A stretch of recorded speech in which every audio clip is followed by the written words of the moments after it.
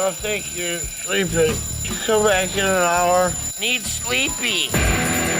Please go away. Let me sleep for the love of God!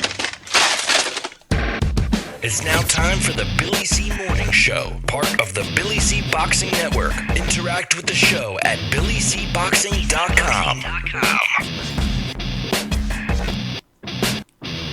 And we're coming to you live from the Billy C. Studios in Lake George, New York. I'm Bill Calogero, and it's time for the Billy C. Morning Show. Good morning, everybody. Special shout out to all of our listeners on ESPN New Hampshire. Glad you guys could join us. We're glad to be part of your morning. And speaking of, I feel like Porky Pig today. I look like Porky Pig.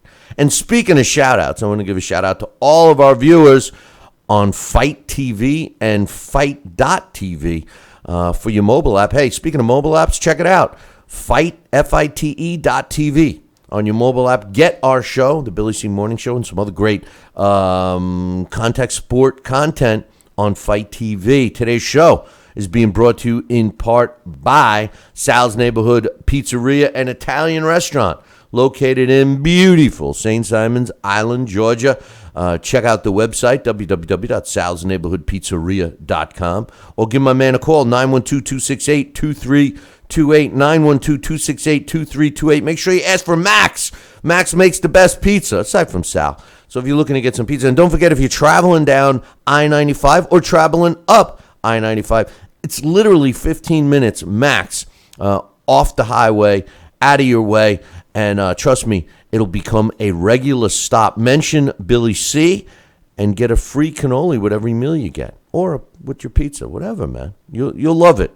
See what I'm talking about? www.salsneighborhoodpizzeria.com. Today's show is also being brought to us in part by JKJ Boxing Magazine. Want a free copy? I'll hook you up with it. Just visit our website, BillyCBoxing.com. And click on the JKJ Boxing Magazine cover, which is on the right-hand side. Today's show is also being brought to us in part by my book, Tom Molyneux, From Bondage to Baddest Man on the Planet. It's available right now, where all good books are sold, and you can literally get a copy of it right now by visiting BarnesandNoble.com or Amazon.com. If you want the digital version, no problem. Go to Kindle or Nook and get yourself a copy. Find out why we have a 5-star rating across the board. This is a must-read book for everybody. And I'm not just saying it because I wrote it. The truth of the matter is, it is. It's a piece of American history. It's a piece of boxing history. It's a piece of Black American history that you must learn. As a matter of fact, his history is just not written 100% correctly. If you read this book, you'll help me because numbers will speak louder than anything else. If we can sell a bunch of copies of this book, if we could bring it to the big screen, all of this stuff, it's awareness, and we can get Tom Molyneux the recognition he deserved while he was alive, and even today, while he's long gone. And just remember, he was dissed because of the color of his skin. That's it. Not because of his performance, not because of anything else. Read my book and find out what I'm talking about. Tom Molyneux, From Bondage to Baddest Man on the Planet. If you want a signed copy, just go to the website, BillyCBoxing.com, and click on the book club section. Anyway, coming up in a little bit, we got Larry Hazard, Boxing Hall of Famer and New Jersey Boxing Commissioner. We'll get his thoughts on a bunch of stuff. Big fight this weekend. I'm going to talk about that in a little bit. We got some emails to read. My topic today, really, Triple G and Kell Brook of, doing some workouts and stuff like that. But, for the first time, I don't know if you've caught any of the video of the workouts or any photos of the two fighters. But Kell Brook, and we've been saying this for a while. I mean, this guy looks pretty big. I mean, considering he was a welterweight and he's weighed in bigger than Triple G for the 30-day weigh-in and for the 7-day weigh-in. Triple G is concerned. He's genuinely concerned. It's been reported that Abel Sanchez, who's Triple G's trainer, has had to console and calm down Triple G several times. Triple G has went to him both in front of people and behind closed doors and said, hey, Kell Brook looks pretty big. And he's concerned about several things. One, the physical size, and he's nervous. Is he going to be more powerful? Is he going to lose any speed? Is he going to, and Abel Sanchez is just saying, relax, everything's going to be the same. He's just a little bigger. And then some of the underlying concerns, I believe, are Triple G's concern that maybe Kell Brook bulked up maybe not the right way. Maybe some performance-enhancing help. I don't know. We'll have to wait and see, but there's some genuine concern from a guy who typically does not seem bothered by anything. So we'll talk about that a little bit. I may even get a chance to open up the phone lines a little bit later, so we'll talk about that. Also, the fight was finally made. Tyson Fury and Vladimir Klitschko numero dos, the rematch, is set. So we'll talk about that. We'll give you another update on Lucas Brown and his world title that he doesn't have anymore. I'll talk about that. And we got some quotes from both Sergey Kovalev and Andre Ward. They kicked off their press conference yesterday in New York. And a couple of quotes, one from Kovalev and one long-winded one from Andre Ward. Anyway, we will get to that in a little bit. But first, let's get some emails out the way. This first one is from my man Jesse. He says, "Hey Billy C, I can't wait for the Triple G versus Brook fight. It should be pretty good. I see the fight going by Brook moving and shooting the right straight down the middle with some combos to go with it. I don't see him fighting in the inside. I do see lots of holds by Brooks, but Triple G will counter with pressure and getting Brook to the corners. I see Triple G by TKO in the 10th. Do you think Triple G should move more of his head and lean back to avoid more punches rather than fighting straight forward?" I'm confident that Triple G is going to control the ring in this fight. I don't think he's going to take unnecessary shots. He certainly isn't going to let it happen. But I'm excited about the fight too, Jesse. And speaking of the fight, don't forget, we're doing a post-fight show. The Triple G Kell Brook post-fight show, 6 minutes after the live broadcast on Saturday. Now, remember, the live broadcast on Saturday is early. I think it starts at 5 p.m. Eastern. So we will be going live as soon as that fight is over to give our thoughts and to get yours. We'll open up the phone line. We'll also do a preview for the Chocolatito Kudras fight, which will be on later that night. So make sure you tune it in right here on BillyCBoxing.com and Fight TV to get our post-fight show. Of course, we're always the first to do it 6 minutes after the official announcement of the winner is made. Jesse says, did you see the videos of Triple G and Brook, their workout in London? Do you expect all the fans to root for Brook, or will there be Triple G fans there? Listen, the bottom line is this. Everybody's going to be rooting for Kell Brook in London, all right? Triple G does do well with fan base and stuff, but here's the thing about, in my opinion anyway, here's the thing about the fans in England. They love good scraps, as they like to call it. They like a good fight. They respect fighters. So although going into the fight, you're going to hear an overwhelming advantage in cheers and support for Kell Brook, during the fight, and based on his performance, Triple G is going to get some applause as well. So I think that the fans in London, more so than many other fans throughout the planet here, love the sport of boxing. And I think it's evident when you see the types of people that go to the live events in London, which is totally different than the type of people that go to the fights here in the States. In London, you have a diverse crowd, men, women, young, old, they're all there, and they're very vocal. They're always cheering. They're singing.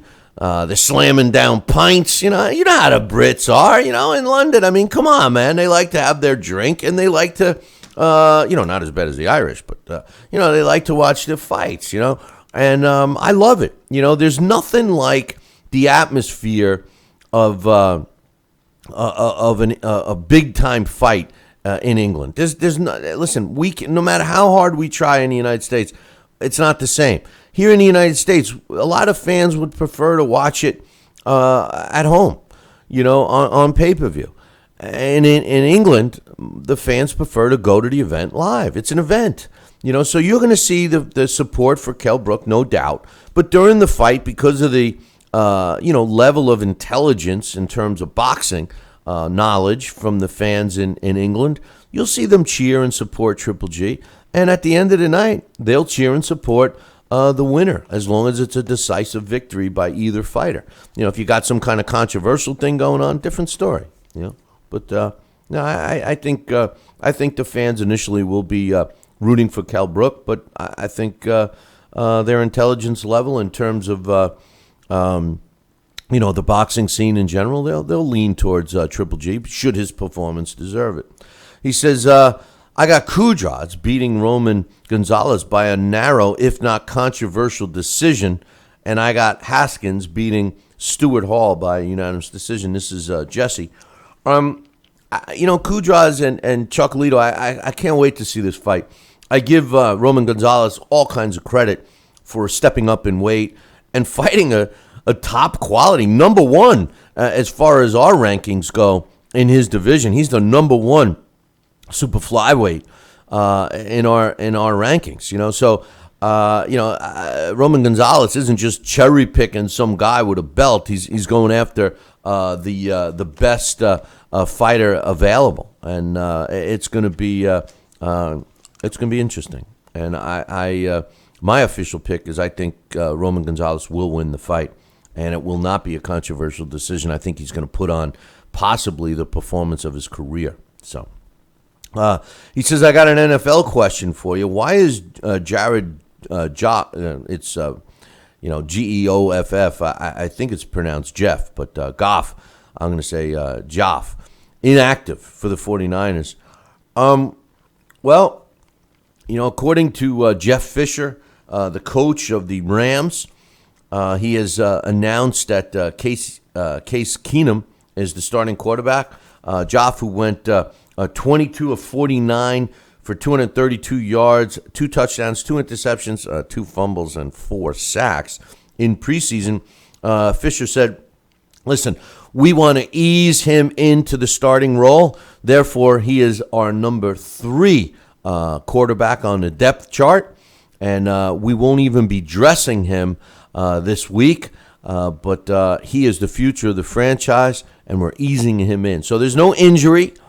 There's no other reason other than Jeff Fisher's head coach decision to put him number 3 on the depth chart and start the season with him in street clothes holding a clipboard. So we'll see if that changes at any point. Their punter is the emergency third-string quarterback. He decided to keep an extra active player on the roster that can play special teams. So the Rams will be kicking off their season with their star quarterback from the draft in street clothes. No injury. So FYI there. One more email before I take a break. This one's from Chris from Canada. He says, Roman Gonzalez versus Carlos Kudraz. Somebody's O has got to go. What's your fight prediction? Listen, thanks for the email, Chris, and of course, Jesse. My prediction is that I think Chocolito's going to win the fight. I think he's going to have a signature performance.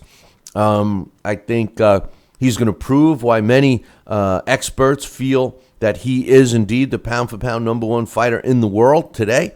And unfortunately, because of the weight class that he fights in, a lot of people don't realize how good he is. And he will certainly put on a big performance on Saturday night.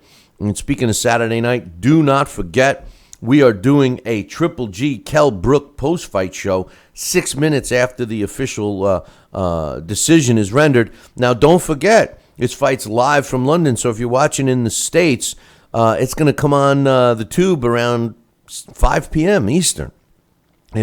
So make sure you watched it, and then as soon as it's over, tune in right here on BillyCBoxing.com or on your handheld device. Go to fight.tv, FITE.tv. Now, also, not only are we going to give you our thoughts on the fight, but I'm going to give you my breakdown and prediction of the Chocolatito fight, which is later on that night. We'll open up the phone lines for your thoughts, and we'll be doing all of that during the Triple G Kell Brook post-fight show Saturday, early evening, late afternoon, right here. So make sure you're tuning in. Hey, speaking of right here, I got to take a short break. When I come back, I got some news to talk about. We got Larry Hazard scheduled, all of that coming up in about 2. The Billy C. Morning Show will be right back. Hey, fight fans, check out KOFantasyBoxing.com. KO Fantasy Boxing is boxing's only trademarked fantasy game. Check it out, www.KOFantasyBoxing.com. Select your own gym, your own fighters, track them through a season that can last from 3 months to a year, depending upon which league you join. You got to check this out, man. www.KOFantasyBoxing.com. Join it today. Again, www.KOFantasyBoxing.com, and tell them Billy C sent ya. Check out BillyCBoxing.com now, or feel the wrath of the mighty mustache. Oh, that hurts. Why are you doing that to my face? I hate you. That's BillyCBoxing.com. Consider this your warning. Now, back to the Billy C. Morning Show. Interact with the show at BillyCBoxing.com.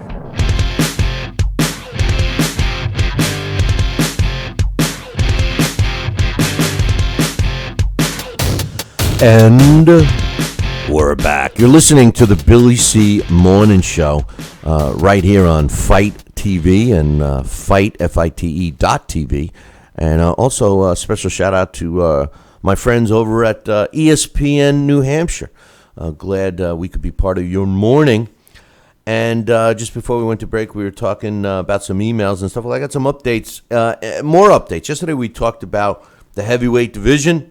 We talked about how the Klitschko-Fury rematch was dragging its feet. We talked about the WBA situation with Lucas Brown. Well, I got updates on both. First and foremost, Tyson Fury, Vladimir Klitschko, numero dos, the rematch is back on, and it's set for October 29th. And this will be taking place. As you know, there's been a lot of back and forth. This is a genuine rivalry with two fighters that don't like each other. Vladimir Klitschko wants this belt back so bad, and Tyson Fury is playing head games with him, has been. And quite honestly, I don't see Tyson Fury really giving a crap about the fight. I mean, he's a type of guy that has enough money now to live the rest of his life. And I don't really think he cares about the fight. And I think he just was dragging it on. Now, one thing that I did think was possible to happen was the fact that Tyson Fury would have said, hey, screw it. You know, I'm undefeated. I'm a world champion. I'm going to hang up the gloves as a world champion, not give Vladimir the satisfaction of a rematch, and walk away. Apparently, he's decided against that, and he is giving Klitschko the rematch. Now, I've predicted that Tyson Fury would beat Klitschko in the first fight, but I've also predicted that Klitschko will beat him in the rematch. So there has to be a lot of money on the table for Tyson Fury. A couple of other things that are a concern was the conditioning of Tyson Fury. Last few times we've seen him, he looks like he's a donut away from 500 pounds. Was not in good shape. As a matter of fact, was mocking himself, showing his belly and everything else at a previous press conference. But Team Fury said at the press conference yesterday that they ensure the boxing fans that Tyson Fury will be in the shape of his life, and the whole team is 100% sure, 100%. They're guaranteeing that he will not only successfully defend, but he will retain all of his heavyweight belts on October 29th. As far as Klitschko is concerned, he says the 29th can't get here fast enough. So we'll see what happens with that fight. Now, yesterday we were talking about Lucas Brown.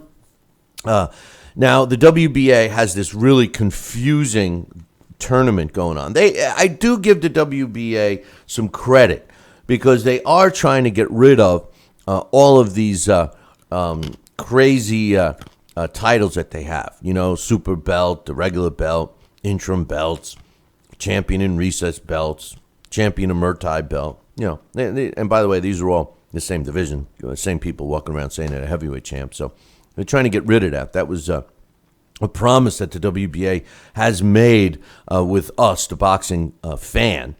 And they're trying, I guess. I mean, if you remember, Luis Ortiz is the interim champ, and he's supposed to be fighting Alexander Ustinov. And then the winner of that fight fights the winner of this fight. Now, if you remember, try to remember the bouncing ball here. Ruslan Shagayev was the regular WBA champion. All right, he was the regular champ. He fought Lucas Brown after a controversial win over Frezequendo. All right, now if you remember, let's turn back the page a little bit. Frezequendo somehow landed a shot at Ruslan Shagayev in Russia. Then some personal problems happened with Frezequendo where he couldn't train and you know, he had to pull out of the fight. Well, the promoter of the fight put so much pressure on Frezequendo and actually promised him some more money, I believe $1 million more, to go on with the fight, to go through with the fight, which Frezequendo did. He went over to Russia and fought Ruslan Shagayev in what many felt was a total robbery. Shagayev won the fight, but many people there, even though Frezequendo was not 100%, many people felt that Oquendo should have gotten the victory in that fight. Then, to make matters worse, Frezequendo never got that extra money that he was promised.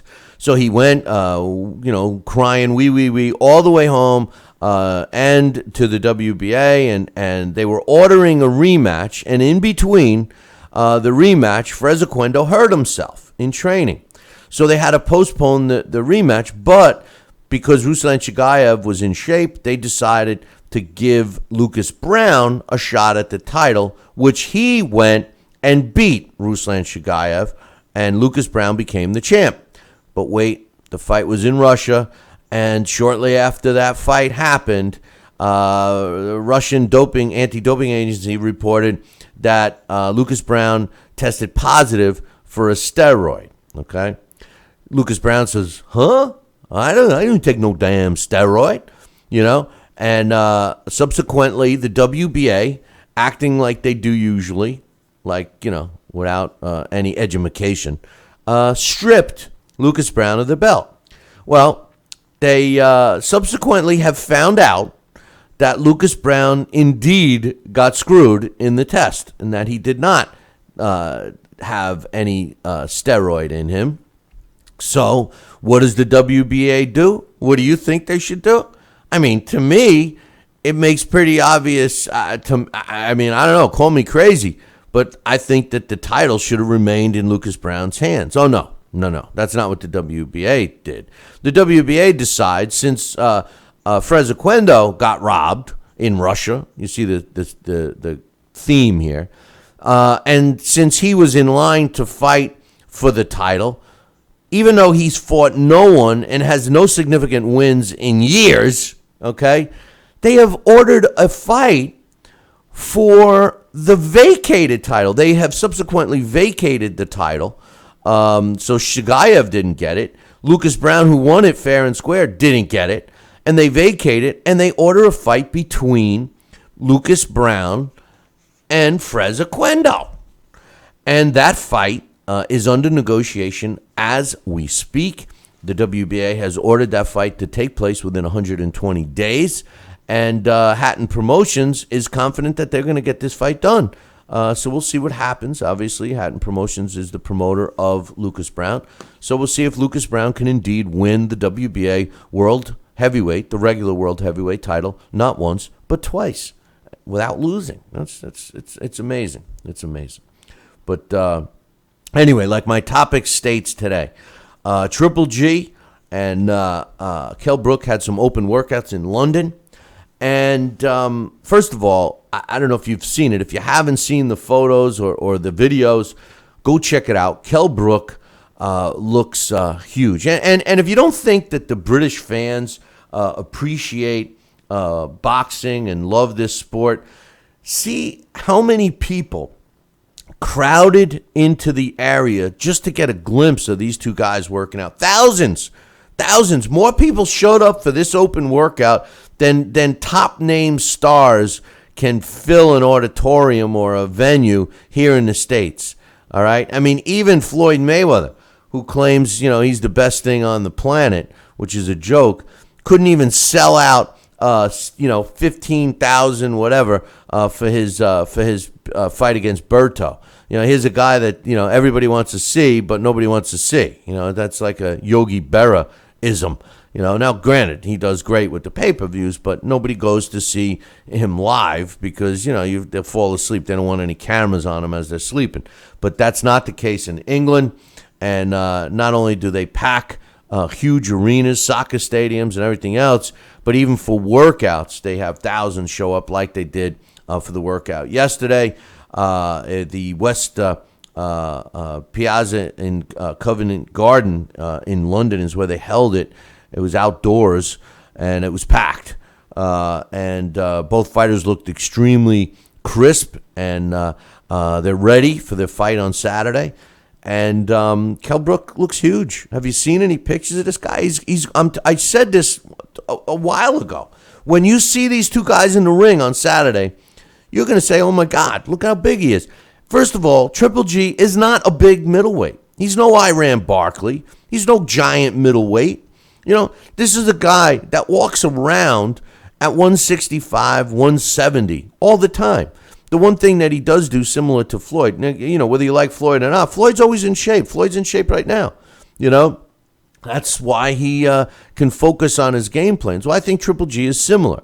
He's not far from his fighting weight of 160 at any given time, but he's not a big guy. If you've seen some of the fights, Martin Murray fight, even the fight that he had with who was the guy that not Martin Murray, the other guy from I can't think. My mind is getting old is a terrible thing. But if you've seen him in a couple of his fights, you'll see that these guys that weren't very big are like Matthew Macklin and Martin Murray. Those two guys, they were bigger than and Daniel Geale was the one I'm thinking of. Daniel Geale was a small guy, right? He was a junior middleweight. When he fought Triple G, he was bigger than Triple G.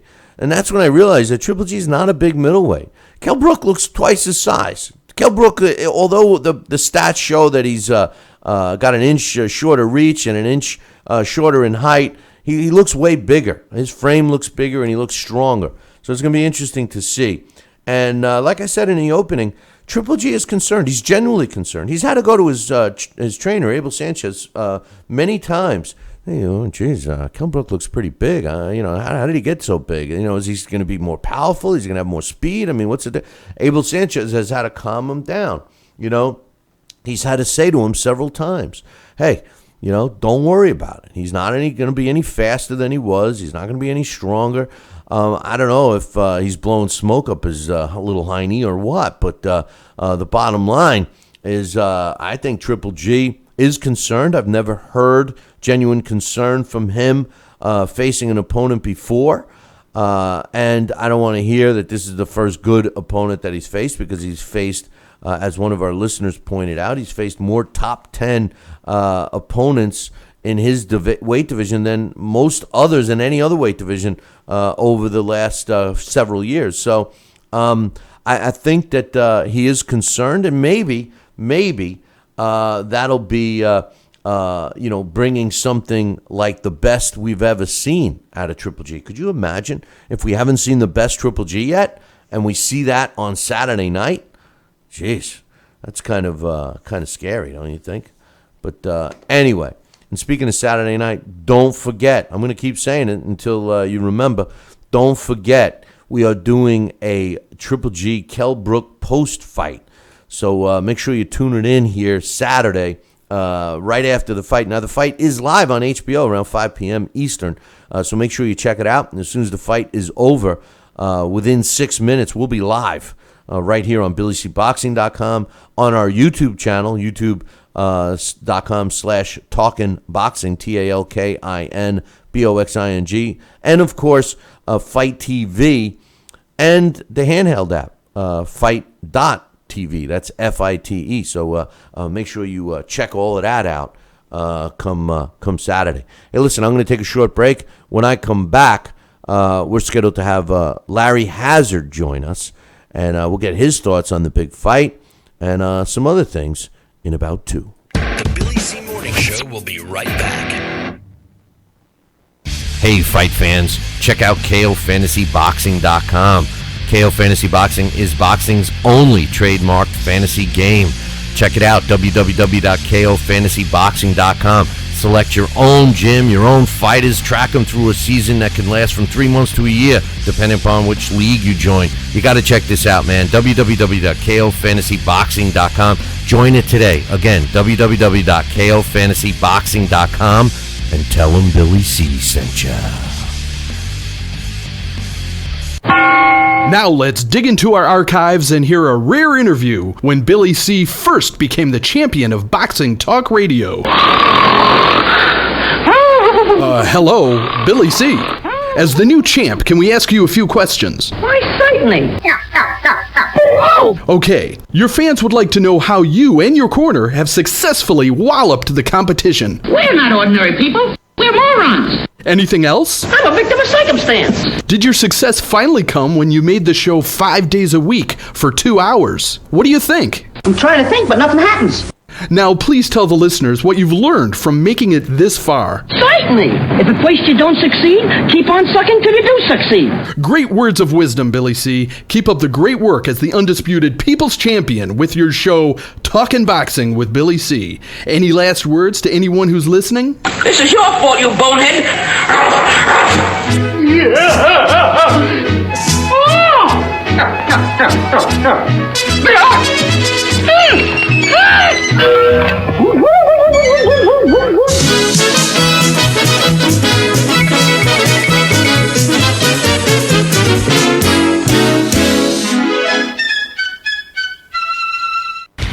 Check out BillyCBoxing.com now, or feel the wrath of the mighty mustache.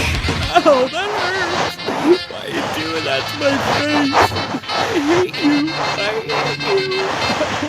That's BillyCBoxing.com. Consider this your warning.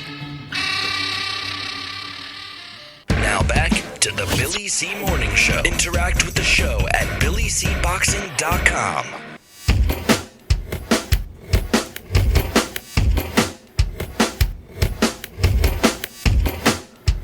And we're back. You're listening to the Billy C. Morning Show right here on Fight TV. And special shout out to our listeners on ESPN New Hampshire. Glad you guys could join us. Speaking of joining us, don't forget we're doing a Triple G Kell Brook post-fight show 6 minutes after it's over. Now, also don't forget that it's coming to us live on HBO this week from London. So the broadcast here, the live broadcast is going to be taking place around 5 p.m. Eastern. So make sure you tune in, watch the fight, then tune it in right here on BillyCBoxing.com or our YouTube page or Fight TV, and be part of our Triple G Kell Brook post-fight show. Joining me right now is Boxing Hall of Famer and New Jersey Boxing Commissioner Larry Hazard. What's up, Larry?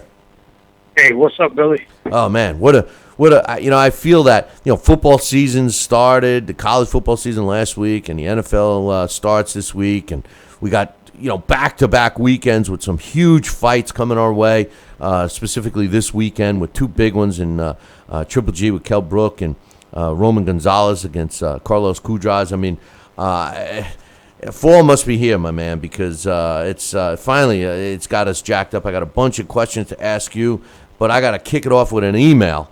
And this one's from Joel, directed specifically to you. He says, "Hey, Larry, Glory 33 Kickboxing is coming to Trenton this Friday. I was wondering what your thoughts on kickboxing is compared to MMA. Do you enjoy it as much as the other two?" He says, "I know Glory probably has the best roster of top kickboxers in the world. Will you be attending the event on Friday?" And this is from my man Joel. What's your thoughts on that, Larry? Hey, I'll definitely be there. I'm working on that show right now. Yeah, Glory's going to be at the Sunbank Arena this Friday night. And Billy, what a night it's going to be. They got over 22 bouts scheduled for that event. Several of the bouts are amateur bouts. They're going to start off with an amateur roster, and then they'll kick in to the professional event. So, we've been anticipating this event for quite a while now. Glory, as you know, is very big. One of the biggest promotional groups in the kickboxing and martial arts world. And finally, they've decided to come to New Jersey, and we're looking forward to it. And it's going to be, I believe, a very, very exciting evening. Of course, I'm a real boxing guy. So the other part of that question, do I enjoy it as much as the other two? I enjoy it, but boxing, of course, is number one in my book. But I enjoy all of the combative sports, and it's just this I think is really going to be a home run for us at this Sunbank Arena, a beautiful arena here in Trenton, New Jersey. Grossly underused by the combative sports community. It seats over 10,000 people. It's just a beautiful layout, and we're looking forward to a tremendous event. And it's going to be televised. I think it's on CBS or ESPN, I believe. So listeners will tune in, and maybe we'll talk about it next week. I saw a couple of boxing events at that arena. It's I think Bobby Gunn fought there one time a while ago that I was there. But yeah, it's a really nice it's a nice place. There was another question for you, and it was concerning the new, in my opinion, ridiculous requirements with the New York State Athletic Commission now with the that addition. I know we had talked about it once before, but it's in place right now where they are requiring $1 million post-brain trauma injury if it should ever happen to a fighter after his fight.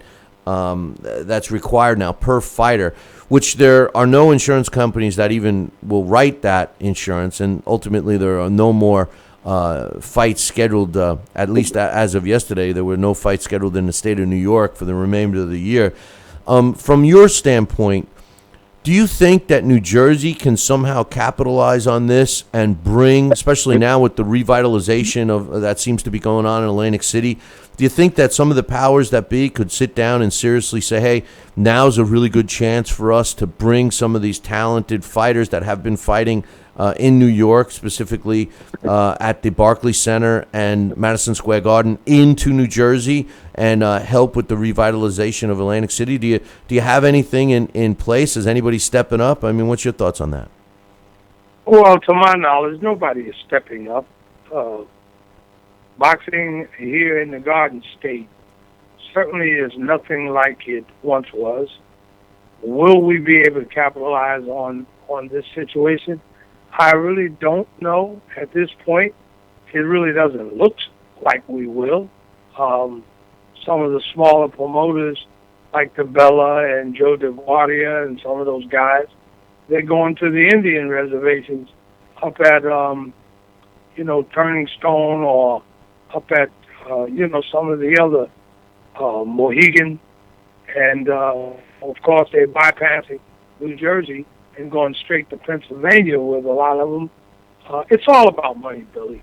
You know, it's the promoters. Promoters, of course, certainly as business people, they want to spend as least they can, you know, on the promotion in terms of the medical exams and things of that nature. So they would, in many ways, would rather go to jurisdictions where they don't have to spend as much cash. That's why, you know, I think that a lot of the major events bypass states like New Jersey, especially now with a very reluctant casino management in Atlantic City. Those that are left somehow just are not interested in making the investment in major boxing events. I don't really know what happened down there during the time, some of the time that I was away, but it just seems like there's a whole new core of management people in the casinos that are left there that have no interest in the sport of boxing. They'd rather bring in music, events, things of that nature. There's one gentleman, Ken Condon, who actually kept boxing alive in Atlantic City, works for Caesars. Caesars is going through a very difficult restructuring, you know, for the last few years. And we're certainly hopeful that if they ever come out of that, maybe there will be a resurgence, you know, with that particular company once they settle their problems. But right now, you know, we've been just in the trenches, Billy, trying to encourage and support some of the smaller promoters here in New Jersey with their events. We're very hopeful that if the new casinos open up in the North Jersey region of the state, that there might be, you know, some changes to take place up there. You know, usually when new casinos come, there is an interest in boxing and combative sports. So we're hopeful that that happens. You know, if gambling moves out of the southern region and expands to some of the northern regions of the state, hopefully, you know, the situation will change. But right now, things don't look like there's any drastic movement towards bringing any of the events to New Jersey that are no longer taking place in New York. It's just we haven't seen evidence of it yet.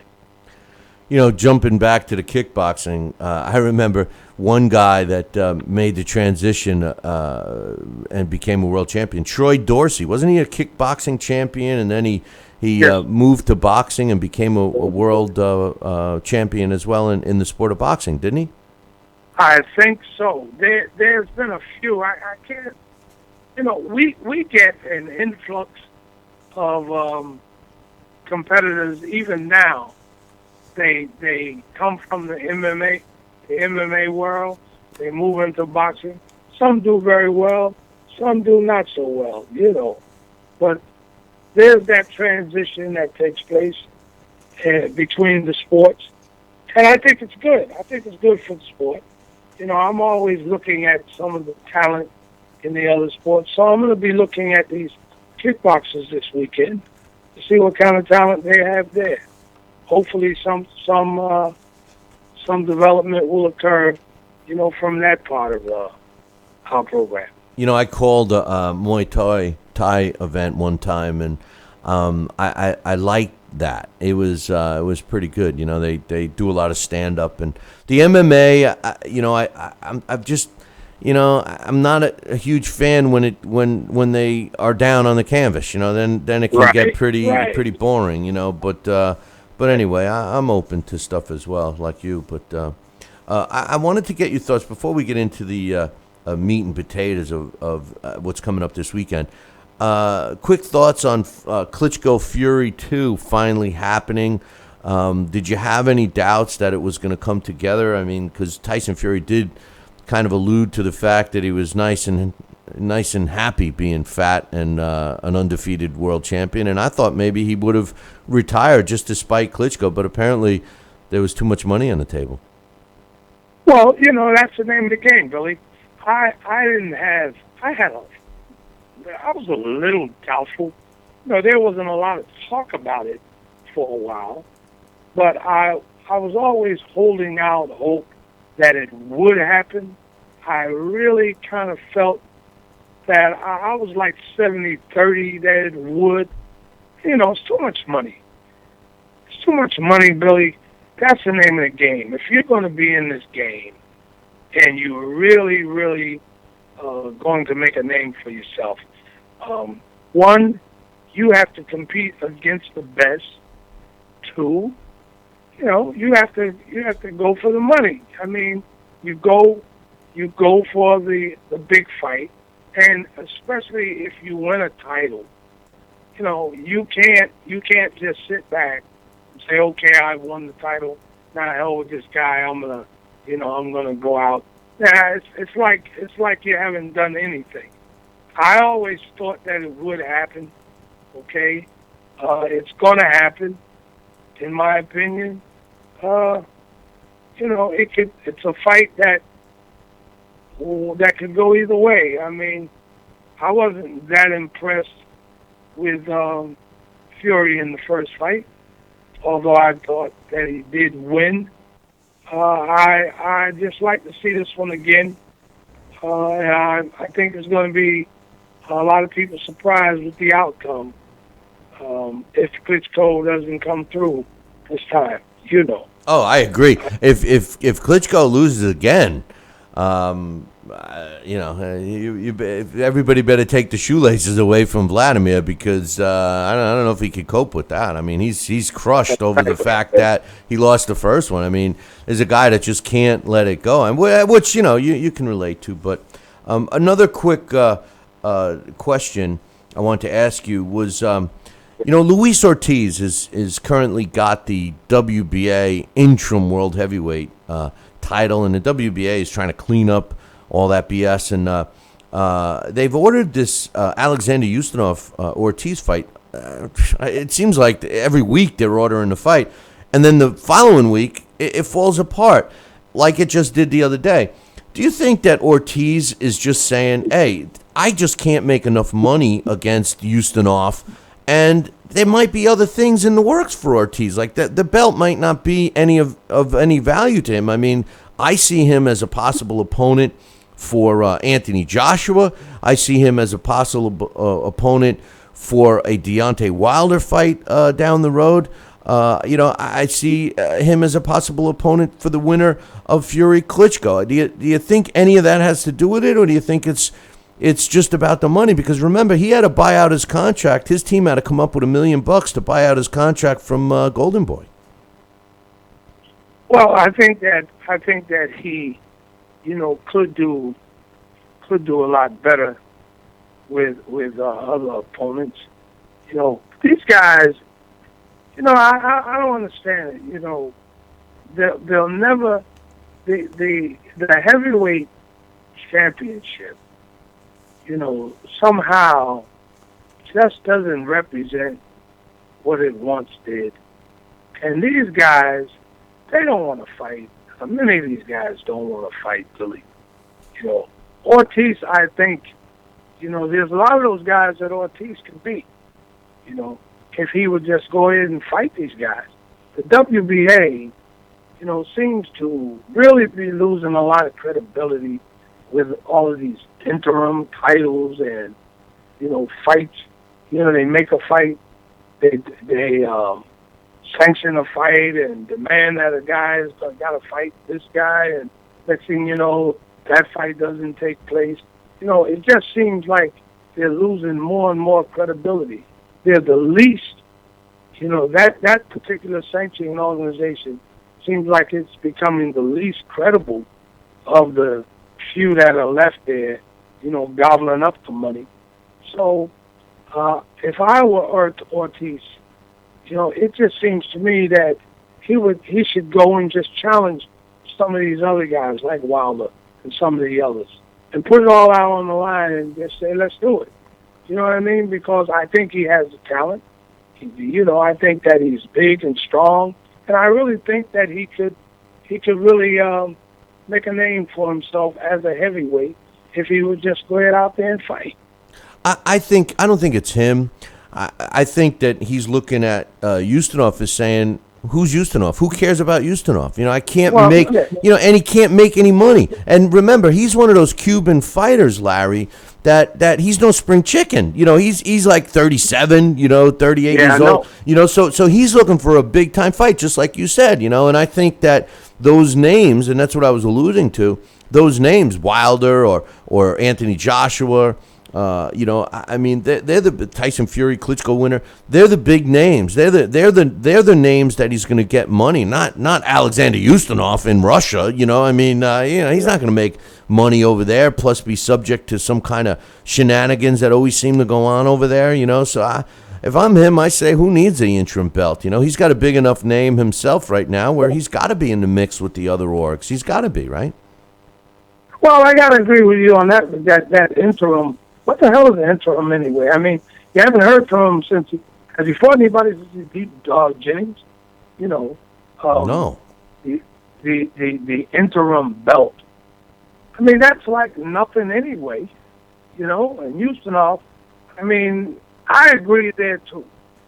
Of all of the heavyweights that you can name, I think that he is the least credible probably of all of those heavyweight fighters.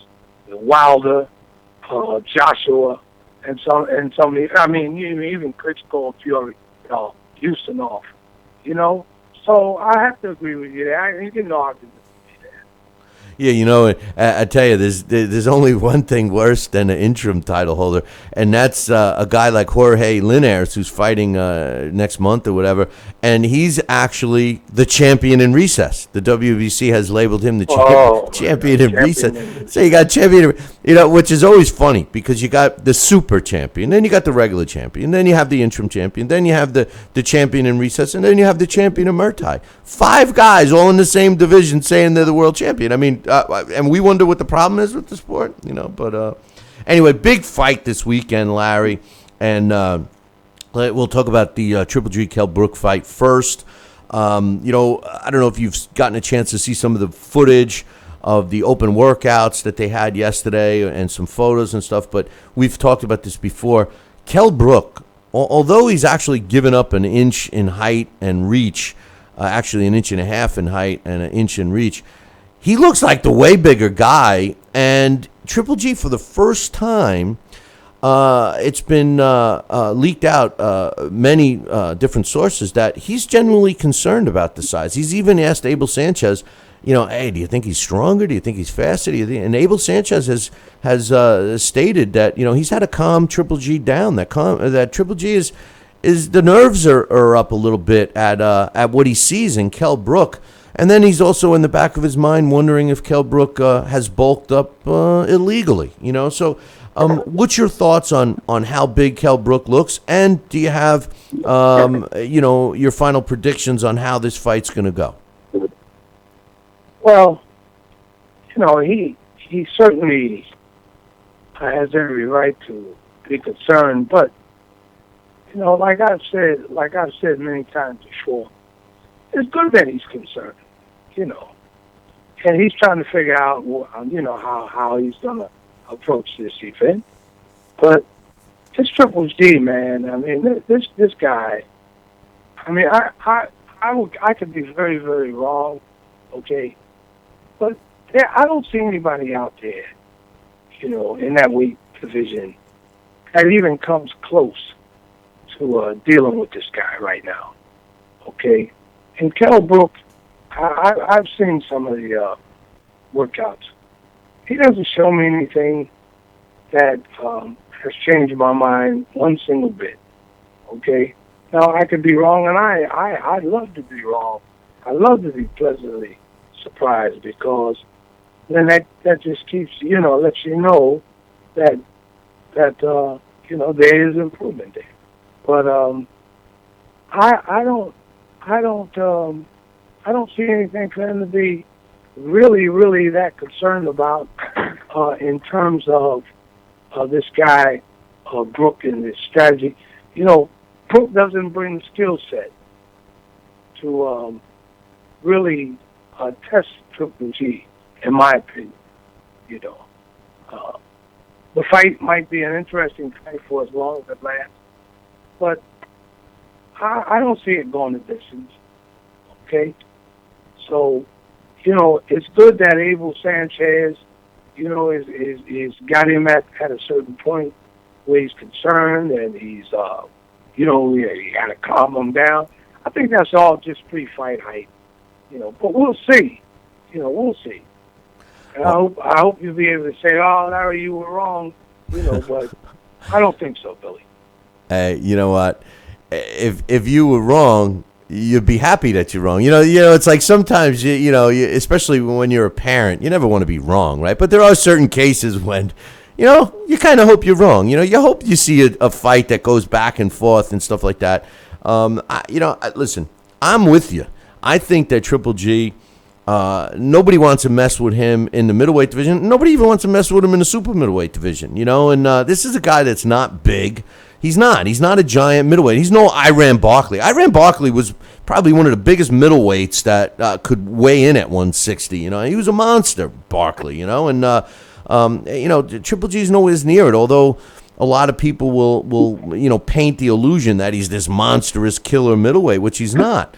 But I'm amazed at Kell Brook's transformation, and I don't think he'll ever return to welterweight. I've predicted that before. Win, lose, or draw Saturday night.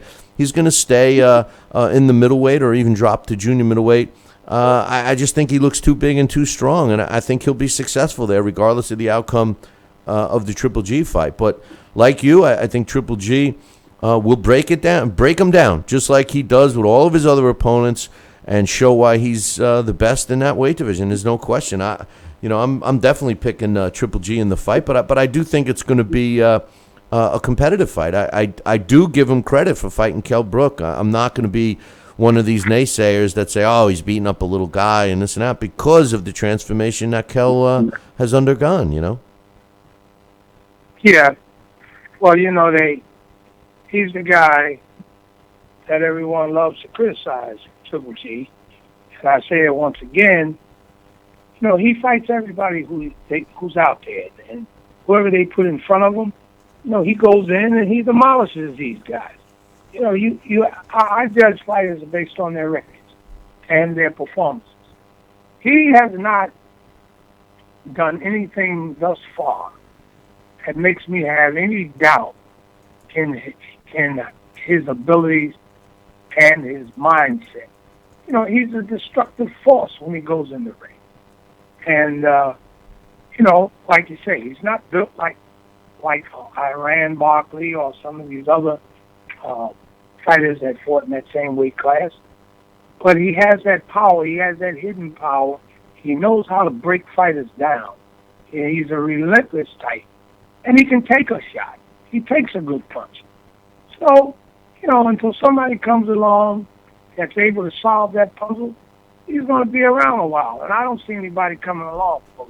I don't see anybody out there on the horizon right now. I don't see anybody out there that have the you-know-whats to step in the ring with him. That's what I see, and that's unfortunate. But another big fight this weekend, which will be later on that evening. Is, the best one. Carlos Cudras, okay, who's the WBC Super Flyweight champion and a really good fighter, is fighting Chocolatito, Roman Gonzalez, who's stepping up in weight to fight this guy. Now, a lot of people feel, Larry, that Chocolatito is really pound-for-pound number one fighter in the world, and because of his small weight class that a lot of people don't know him. But I think this is a huge stage for him. And I think this guy's not going to disappoint. I think it's a tough fight, and it's a big challenge for Gonzalez. But I love this fight, and I can't wait to watch both of them. And even the other one, Kamigagi against Jesus Soto Karass, is another good one. These are the types of fights that are going to be on HBO when technically they're better than the pay-per-view that's coming next week. Yes. And I've been saying that Alexis Arguello must be smiling in heaven, man, with this kid.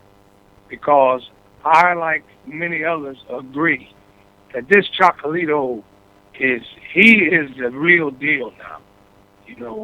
I think that he's pound for pound the best fighter in boxing right now, or very close to being the best fighter in boxing. And that's this fight. I think is going to be, the fight of the weekend. Kudras, he'll do okay for as long as it lasts, but I don't think it's going to last that long. But this kid, this Chocolatito, he's fantastic, and he's very, very exciting, nonstop, and he's the closest thing. He really reminds me of Alexis Arguello, the way that his movement, the way that he stalks his opponent, and just his overall menu that he brings to the ring. So we're in for an exciting fight with this Chocolatito and Kudros fight this weekend. It's going to be very exciting. This is going to be I was just gonna say that I agree with you about your analogy with Arguello, but I think it goes one step deeper. I think that he's actually and no disrespect to Alexis Arguello, but I think that Roman Gonzalez is actually a little more technically sound than Arguello was. I think that not only does he bring, like you mentioned, that stalking accuracy that Arguello was so proficient at, but I think that Roman Gonzalez is also a notch above in terms of technical ability. I think he's that good. Well, hey, listen, I'm not going to argue with you on that because I'm a fan. I'm a fan of his. I happen to, I like Alexis very much.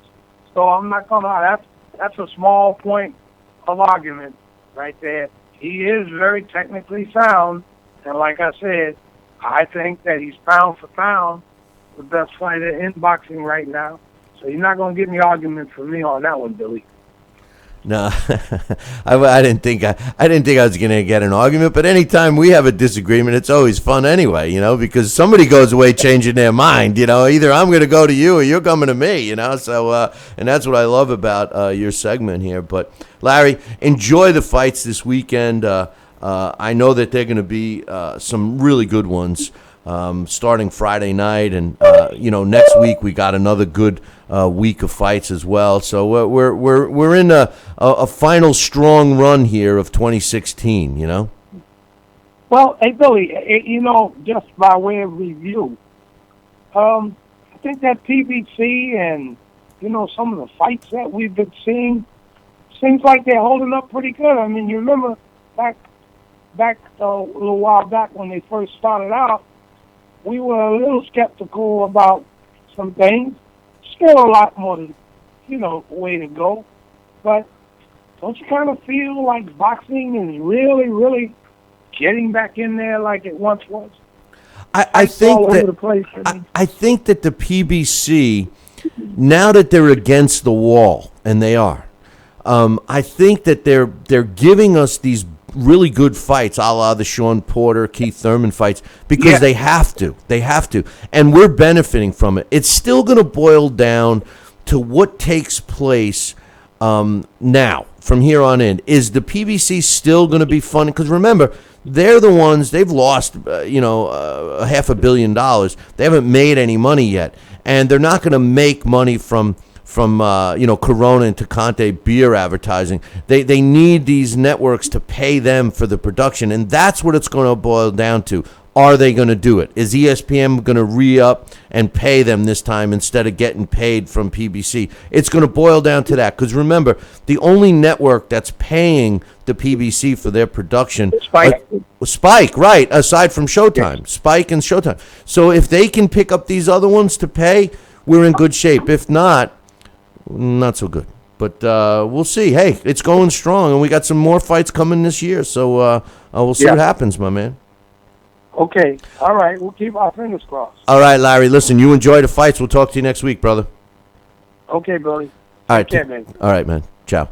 That's Boxing Hall of Famer and New Jersey Boxing Commissioner Larry Hazzard giving his thoughts. This is why you guys love him the best, because he tells it like it is. Hey, I got to take a break. When I come back, we got some more discussion, and we're going to open up the phone lines. I'll be back in 2. The Billy C. Morning Show will be right back. Join us here for 2 hours as Billy and the gang do what they do best. Every time I start talking about boxing, a white man got to pull Rocky Marciano out their ass. Rocky Marciano was good, but compared to Joe Louis, Rocky Marciano ain't... Beat Joe Louis's ass. Joe Louis was 75 years old when he fought. Huh? What? We're supposed to be talking boxing. It's Talking Boxing with Billy C. Hey, fight fans, check out KOFantasyBoxing.com. KO Fantasy Boxing is boxing's only trademarked fantasy game. Check it out, www.KOFantasyBoxing.com. Select your own gym, your own fighters, track them through a season that can last from 3 months to a year, depending upon which league you join. You got to check this out, man. www.KOFantasyBoxing.com. Join it today. Again, www.KOFantasyBoxing.com, and tell them Billy C sent ya. Check out BillyCBoxing.com now, or feel the wrath of the mighty mustache. Oh, that hurts. Why are you doing that to my face? I hate you. That's BillyCBoxing.com. Consider this your warning. Now back to the Billy C. Morning Show, part of the Billy C. Boxing Network. Interact with the show at BillyCBoxing.com.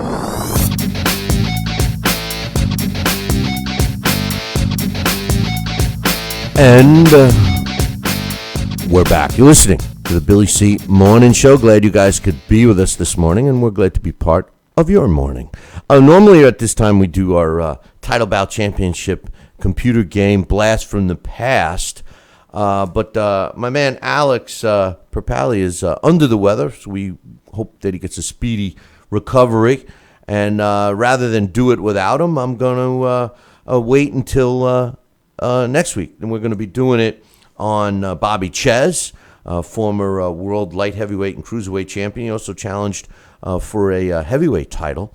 So we'll be talking about Bobby Ches next week. But don't forget about the Title Bout Championship computer game. We at the end of our Blast from the Past, we always do the results of the simulations of the Title Bout game, where we put the Blast from the Past fighter against current champions and the top fighters in their respective divisions as it is today. So if you haven't gotten yourself a copy of the Title Bout game, visit our website, www.BillyCBoxing.com, and click on the Title Bout Championship banner, which is located on the left-hand side. I'm looking to get your thoughts, man. We're getting close to the big fight this week. Triple G and Kell Brook, and also Carlos Cudras defending his title against who many believe, including my man Larry Hazzard, who just said it a few moments ago, Roman Chocolito Gonzalez moving up in weight. If you have any thoughts on that. And Daniel Jacobs is fighting Sergio Mora in the rematch.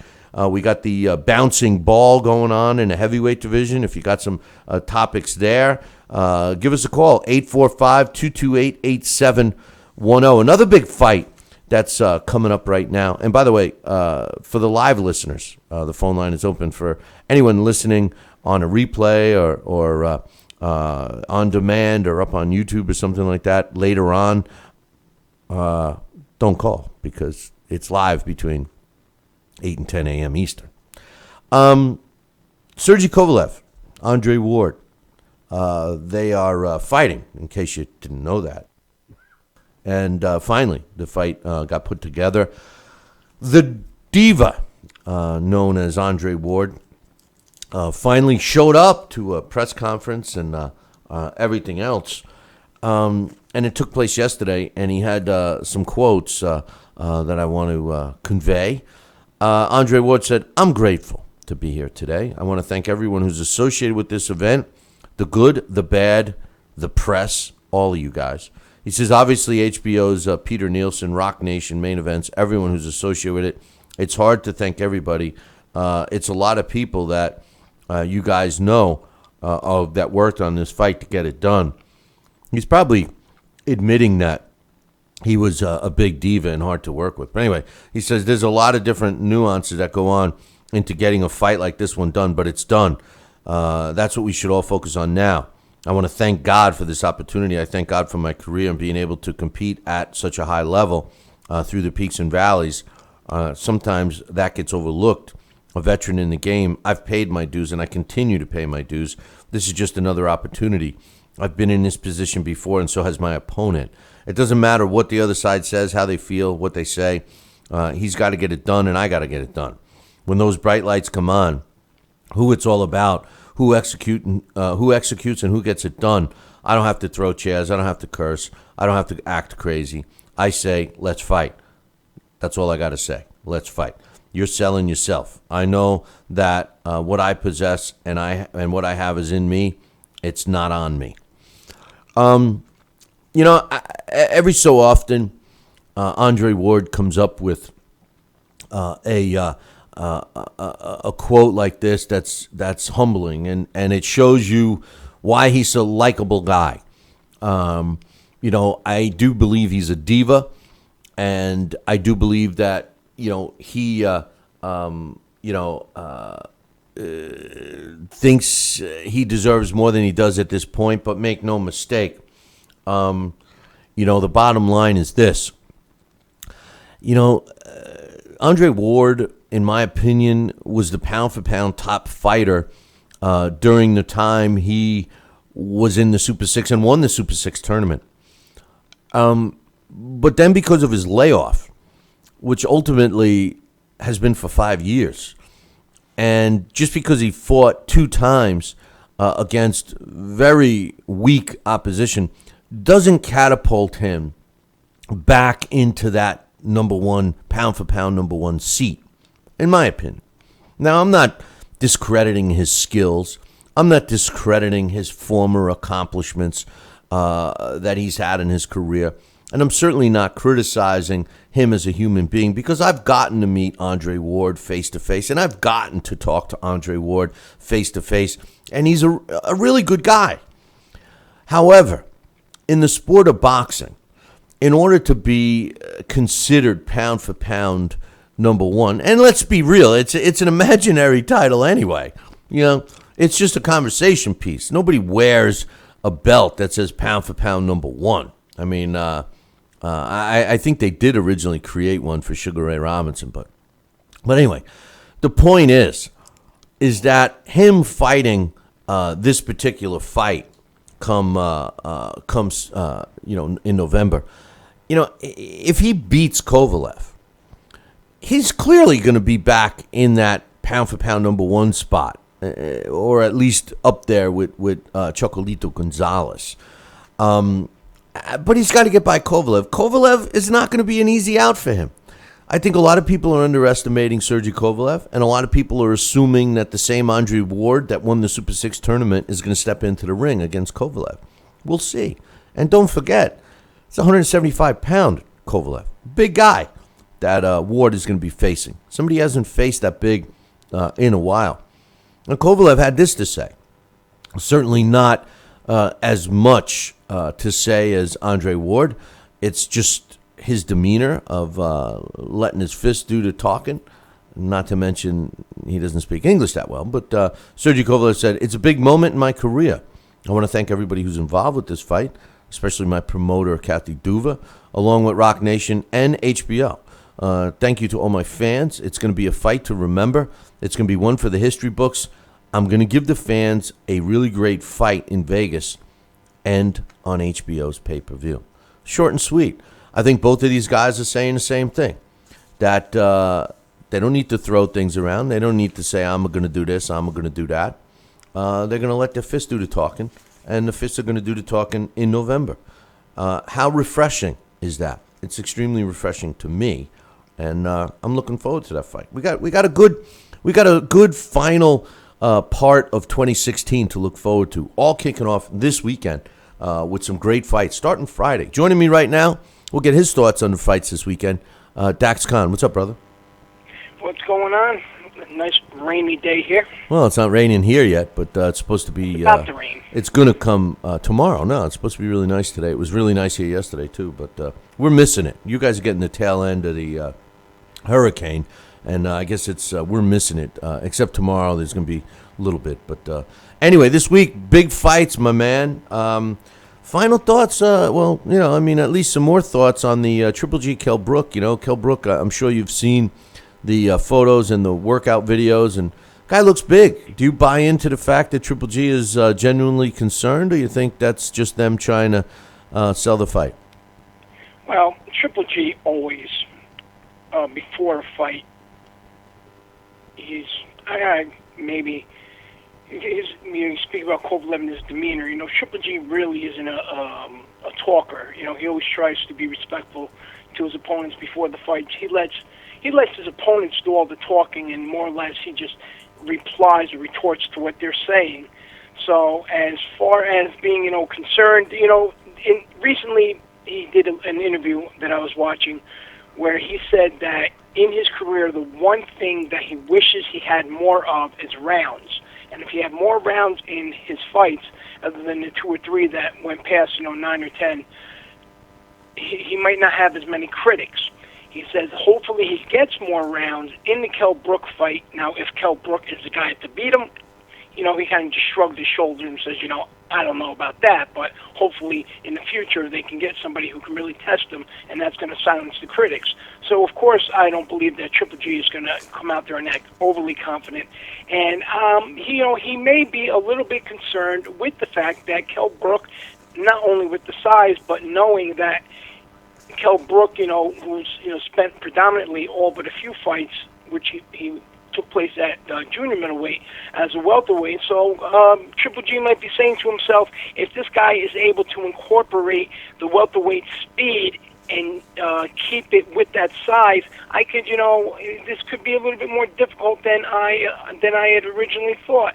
But I don't believe he's concerned in any way. If he just goes out there and does his job and cuts off the ring like he's supposed to, then, he's going to be able to go out there and get that win. And it would be actually a good thing if he did get a few rounds in there. But as I was stating in the chat room before with Coach, this is a lose-lose situation for both guys, considering the critics. Kell Brook has had a lot of critics ever since winning the IBF welterweight title, and Triple G has always had these critics about his resume. You made a great point before on the quality opponents he has had that a lot of the fans want to dismiss. So Triple G, if he loses to Kell Brook, of course, it's going to be, we told you, he was overrated. This proves it. He got beaten by a welterweight. And, if Kell Brook wins, everything that he accomplished at welterweight is going to be dismissed by his critics, considering the fact that not only did he get, to the size, the muscular as he is when, the 176 pounds at the 30-day weigh-in, but, there's no fat on him. So a lot of people are going to say, that those wins really were moot because of the fact this was a big guy who was training himself to pick on smaller fighters. So, in those terms, I think it's a no-win situation for either guy. And what really amazes me is I've talked to about 100 people, Bill, and nobody that I have spoken to other than, diehard boxing fans realize exactly how this fight came about. So many assume and insist that Triple G picked Kell Brook for this fight. Well, we know that it was a challenge from Kell Brook's team, and I disagree with you about the lose-lose scenario, because I think it's lose-lose for Triple G, because all of his critics, specifically the Floyd Mayweather fans, don't want to give him credit because their own boy in Floyd Mayweather wasn't man enough to do what other great fighters in the past have done, and challenge themselves and go on and take a guy like Triple G. Sugar Ray Leonard did it, Sugar Ray Robinson did it, et cetera, et cetera. Floyd chose to cherry pick Andre Berto. But nonetheless, I think it's lose-lose for Triple G, because if he beats Kell Brook, the naysayers are going to say, well, he beat up a welterweight. If he loses to Kell Brook, they're going to say, oh, see, we told you he was nothing. And just like you put in the chat room, a lot of those same fans will say, see, we knew that Floyd could beat him, so why should he fight him? That's the ignorance of those that fan base. But as far as Kell Brook is concerned, I think it's a win-win situation for him, because him, by moving up in weight and challenging Triple G, win, lose, or draw, that's going to be valuable. People admire that in this sport, when you do go and do things outside the box. Forget about how he's bulked up and everything else. So I think that's a win. If he beats Triple G, oh my God, he's going to be catapulted as pound-for-pound status. You watch. When you look at Kell Brook, I think the weakest part about Kell Brook was his inability to fight a big name until he stepped in the ring and beat Sean Porter. If you go back and look at the rest of his record, yeah, maybe some names over on the other side of the pond, but not names that anybody here in the States could recognize. But since that fight, he did beat names that people know. He beat Sean Porter. He beat Ionat Dan. Jojo Dan is what they call him. He was criticized for it. No, but my point is that they're names. He won them all by knockout. Frankie Gavin, was once beaten. He beat him. And Kevin Bizier was a guy that was being regarded as a legitimate challenger, and he destroyed him.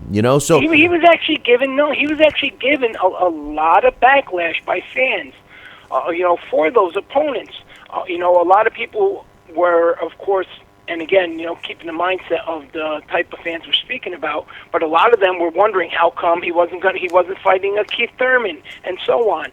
Boxing fans, Bill, I actually believe are a lot like the members of they should be in politics. They're a lot like the members of a campaign committee, where they can seem to dig up dirt on any fighter and find any reason there is to diminish any type of accomplishment a fighter has, or they always can find some sort of reason to praise the slightest accomplishment that a fighter does. There's never any black and white when it comes to boxing fans, which always drives me nuts about the sport. Well, the thing is that what they don't ever realize is that if boxing was as easy as, and I wish it was, because it would be great the way it used to be, and this is the way it used to be. If you were a champion, you fight the next guy in line. But now they put an emphasis on all these different champions. They're parallel. So if a guy doesn't fight, like if Kell Brook doesn't fight Keith Thurman, why is that Kell Brook's fault? Keith Thurman might have been advised not to fight him, and he doesn't have that belt. Or Kell Brook has a belt, so now he's not even ranked in the division, in the sanctioning body that the other belt holder has. They don't even recognize him as being a fighter, and that's the joke, and that's the joke of it all. So these guys don't duck each other. The only people that duck fighters are anybody that is supposed to fight Triple G. He's the guy that people legitimately are ducking. But other than that, I think that all of these guys would want to fight each other. It's just that they don't make it because of political reasons, and it's not Kell Brook's fault. That's for sure. No, but it's just how boxing fans, that mindset, or how what's fed to them by the media and what they actually they believe. They believe any press clipping that comes out, whether or not it's valid or whether or not it's hyped by a certain fighter. Yesterday I was joking about the Sylvester Stallone scandal and saying that, Apollo Creed must have been, the most overrated champion in the world because of 7-year-old Sylvester Stallone, et cetera, blah, blah, blah. But in the movie, how that fight came about, it showed something, what happens in boxing all the time, like you're just saying like you were just speaking. His original opponent, that he was going to defend his title against, had fallen out, and then they're sitting there and they're talking about the guys in the top 10.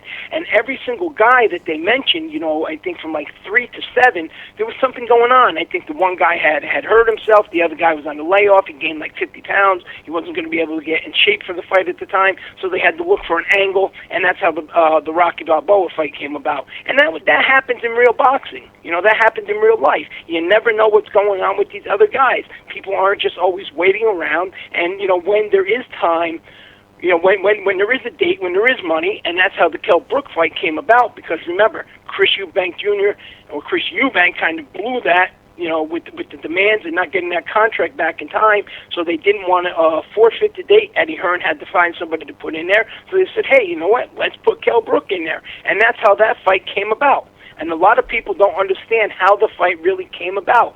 It's different if this is something that happens on a regular basis. When you see a fighter continuously choosing smaller opponents or unranked opponents to defend his title against, then you can call it cherry picking. But, there are certain circumstances when, it happens. Now, back over to Andre Ward and Sergey Kovalev. Right now, I believe that the winner of that fight, irregardless of who wins, has got his hands full, because up in Canada, in my opinion, Bill, that is the hot spot for light heavyweight boxing. Adonis Stevenson, according to Yvonne Michelle, he's going to fight Ilir Alvarez next. And right now, if I'm not mistaken, there's a press conference going on up there, and they got about 6 or 7 light heavyweights, including the real destroyer of the division, Arthur Beterbiev. They're going to announce his next opponent today. And I think they're all targeting the winner of Sergey Kovalev and Andre Ward. So neither one of those guys I envy. Whoever wins that, they have nothing but murderer's row ahead of them. Well, Adonis Stevenson, in my opinion, is so overrated it's not funny. Although he looked better in his last fight than he has in years, he can't beat either Andre Ward or Kovalev, and that's why he's ducking him. So it'll be interesting to see if he steps up and fights him. I don't think he's ducking him, actually. I think it's more his team. I've spoken to people who've been in the gyms with Adonis Stevenson in workouts, and one person, I'm not going to mention who they are, they said that, the sparring partners, irregardless of how much they were getting paid, everybody wanted to quit. They said, when you got hit by Adonis Stevenson, you felt it for days, and that was just sparring with those 16-ounce gloves. And even at 37, or he's going to be 38 years old, I see Adonis Stevenson getting better. So, I really think that, no matter who he faces, that Adonis Stevenson has a very viable chance of winning. The only thing on Adonis Stevenson that has always been a question mark in my mind is the chin. Yeah, well, when and if he ever steps in with the winner of Andre Ward or Kovalev, you and I can have a little side bet, because he's not going to see the final bell. Carlos quit. No, I just don't think so. But what about your thought about Carlos Cuadras and his comments about calling Roman Gonzalez a brawler who has trouble with boxers that have movement? I question Carlos Cuadras watching any video of Roman Gonzalez. Listen, the truth of the matter is that flyweight and super flyweight division are so close in weight. Cuadras is saying, well, I'm much bigger, I'm stronger, I'm this and that. I don't know. A nice, healthy trip to the bathroom can get you either, back and forth in those weight divisions. Roman Gonzalez, this is his time to shine.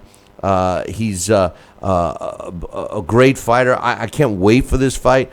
I think that Roman Gonzalez is going to put on his career-defining performance Saturday night. I really do. I think that whoever hasn't seen him before, even though he has been on the Triple G undercards, I think that this weekend will be a defining performance by him. And for the people that don't know who he is, they're going to know who he is after Saturday night. He's going to, even though you and I and a lot of diehard fans already know he's arrived, he's officially going to arrive this weekend, Dax. I have to agree with you. What I would really like, and I think we touched on that yesterday with the comments on how Inouye has plans on fighting the winner and unifying the division, I think will be, again, and I stated this before, what would actually be great, as we have seen more and more over the last few years, is fights from the UK or over in Germany being broadcast here in the United States. I wish they would do so, and it would have to be a tape delay due to the time difference, that they would show the fights over in Japan over here, and that would actually, just set those divisions on fire, and we'd actually see what type of talent pool we're missing. Yeah. Hey, Dax, can you stick around for a couple more minutes? I got to take a break. Yes, and I have one last thing I can tell you guys. All right, we'll be back in 2. The Billy C. Morning Show will be right back. Part of the Billy C. Boxing Network. Broadcasting in all corners of the globe. On the web and radio. He would scoff at a stretcher, that man, I would think. Palla tagliata, messa fuori, c'è Pirlo.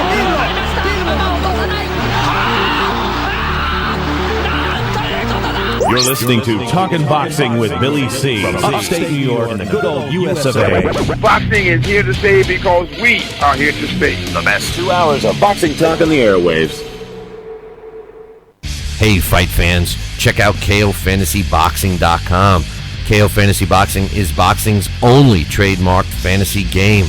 Check it out, www.KOFantasyBoxing.com. Select your own gym, your own fighters, track them through a season that can last from 3 months to a year, depending upon which league you join. You got to check this out, man. www.KOFantasyBoxing.com. Join it today. Again, www.KOFantasyBoxing.com. And tell them Billy C sent ya. Check out BillyCBoxing.com now, or feel the wrath of the mighty mustache. Oh, that hurts. Why are you doing that to my face? I hate you. I hate you. That's BillyCBoxing.com. Consider this your warning.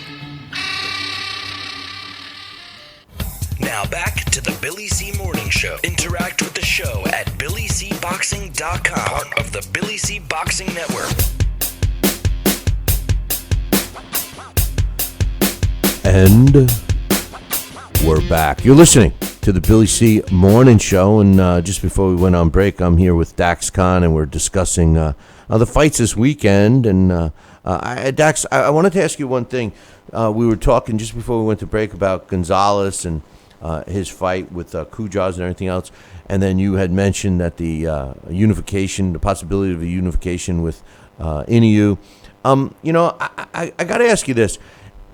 With Roman Gonzalez's road to a 50-0 record and possibly retiring at 50-0 or even beyond that, what's your thoughts on the fact that if he does accomplish that he should get all of the recognition for that because of the type and level of fights that he is taking and winning on that road to the elusive 50-0 or 50+0 record, where he's taken on bigger, stronger guys than him, technically, guys at the top, young guys in their prime, like Inoue, assuming that he beats him, versus other fighters who have, cherry-picked opponents. I mean, do you think he'll get the recognition, or do you think that the size will haunt him and his accomplishments because of the, unpopular division? He won't get the recognition for the reasons I stated before. A lot of people don't know who these fighters that he goes against are, even his biggest names. Very few, other than diehard boxing fans, know who any of these opponents are. I've actually had conversations with people who said he's fought nothing but bums.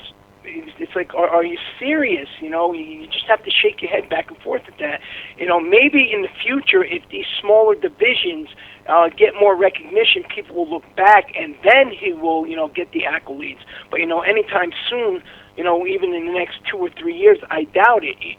Even if you talk to people who have been fans of the sport for 20 years, very few are able to tell you anything below the bantamweight division. So, and just strictly for those reasons, ask somebody, I can even ask you, can you name off the top of your head 3 minimum weight world champions? No. Gonzalez is one of them. Right. No, I mean, he was. That's what I'm just saying. Can you name one? And that's, always been a problem with this sport. A lot of people, boxing, the old adage is people crave knockouts. That's why the heavyweights have always been the biggest attraction, because that's where the knockouts take place. But when you see these smaller guys in action, not only are there knockouts, but the fights are so fast-paced. They're exciting. It just seems to be that over here in the United States, and even certain places in Europe, they just can't sell for whatever reason, and that's why we see some of these smaller fighters with resumes, no matter how good they are, the resumes are against opponents that are really obscure. You see guys with like 3-9 records because they're fighting often, but they're fighting the only people that are available. This way they can make money. It's kind of like a throwback to, to the 40s, 50s, and 60s where you had to fight so often so you can feed your family. These little guys, even at the top level, aren't getting paid very much. And that is that's what's going to happen with Roman Gonzalez. No matter what happens this weekend, if he's successful and he goes on, he wins his next 10 or 15 fights, until those divisions get the exposure, he's not going to get his recognition, his just dues. No, you're right. You're right. Do you have an official prediction yet? In my official prediction, I'm going to say Roman. I won't be surprised if Gonzalez, he goes down, he touches the canvas, but in the end, I think he's going to come ahead. I think that Carlos is a little bit too overconfident, and Roman is, a little bit. He's fighting for a lot of reasons, as you stated. He wants that recognition worldwide. He's the type of guy that wants to be known as an all-time great. I do know from sources that have been around him that say he personally wants to live up to that image in his head of Alexis Arguello. He wants to go down in history, being thought of and looked upon as just like Alexis Arguello has. So he's driven. He has more of a mental motivation than anything. And when guys are mentally motivated, that brings their game to a whole new level, and that's what we're going to see this weekend. Yeah, no, I agree with you. I agree with you. And then one other thing, tell me, we'll see about this, but this fight, I have a feeling, is going to fall through just like the rest of them. But Miguel Cotto and Lamont Peterson, for word on the curb, they're in talks right now. Should we place bets on exactly how long it takes for this to fall apart and exactly how many times Miguel Cotto changes the catch weight that he wants? You know something? I'll tell you what. I think... Now, Miguel Cotto is the second worst diva in boxing today behind Andre Ward in terms of wanting everything their way. Current fighters. But here's the thing, Dax.